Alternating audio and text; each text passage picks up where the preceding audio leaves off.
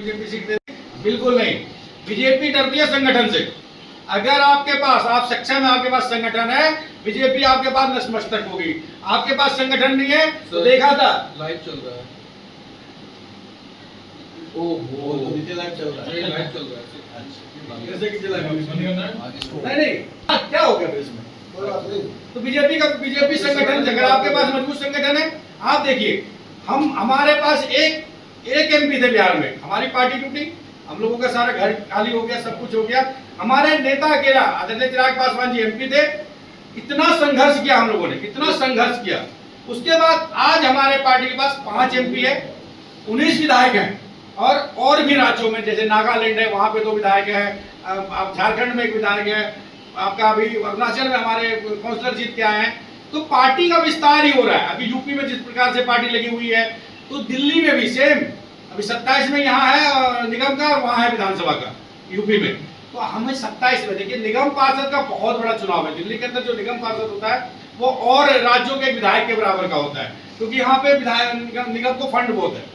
तो अगर आपके निगम पार्षद जीत के आते हैं, और जीतने के लिए क्या करना है, फिर मैंने आपको वही कहा कि अगर आपके पास संगठन की ताकत है तो मैं अपने नेता को आज तक नहीं बोला कि हमें एनडीए के साथ हमको सीट दिलवा दीजिए या हमको गठबंधन में सीट दिला दीजिए। हम अपने नेता को हमेशा कहा है कि हम अकेला लड़ने को भी सक्षम है, आप सीट बताइए, हम अकेला लड़ने को भी सक्षम है, क्योंकि हमारे पास संगठन है। अगर संगठन है तभी आप लड़ने के लिए खड़ा होइए। आप में से जो व्यक्ति भी निगम का चुनाव लड़ना चाहता है वो अभी से तैयारी शुरू करे। उस समय नहीं कि मैं आया हूं, मैं वहां से आया, हमको सीट दे दीजिए, बिल्कुल नहीं।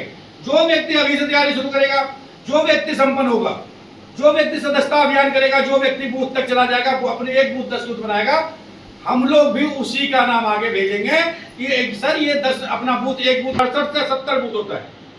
एक निगम के क्षेत्र में 68 से 70 बूथ होता है। अगर आपने एक बूथ पे 10 बूथ बना दिए, 70 आदमी, 70 बूथ पे 700 आदमी होता है, 7 बचे 3500 वोट होता है। अगर व्यक्ति बूथ के दम पे ही 3500 वोट ले आया तो मैं गारंटी देता हूं, जो व्यक्ति अपने बूथ पे 70 वोट बना के लाएगा, निगम पार्षद बना के चला जाऊंगा, ये मेरी गारंटी है।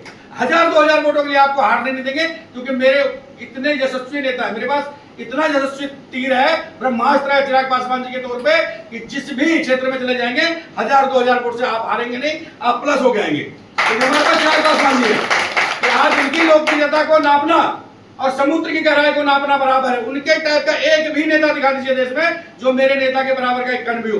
कोई बता दे मेरे नेता के बारे में कि कभी मेरे नेता ने जात पात की बात की है, मेरे नेता ने कभी जात धर्म मजहब की बात की है, या कभी उनको अपने बयान पे सफाई देना पड़ा।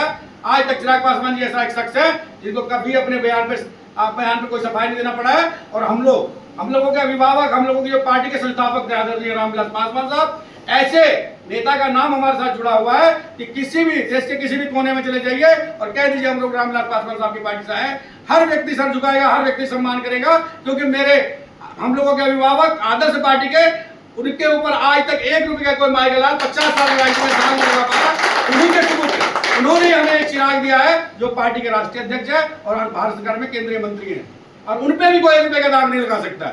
आपके पास कहने के लिए इतना कुछ है, आपके पास जो आपके पूर्व नेता थे उन्होंने इतने काम किए हैं गरीबों के लिए, इतना किसी भी विभाग में इतना काम किया है, आप लोगों को बताने के लिए इतना चीज है, आपको कोई इग्नोर नहीं कर सकता।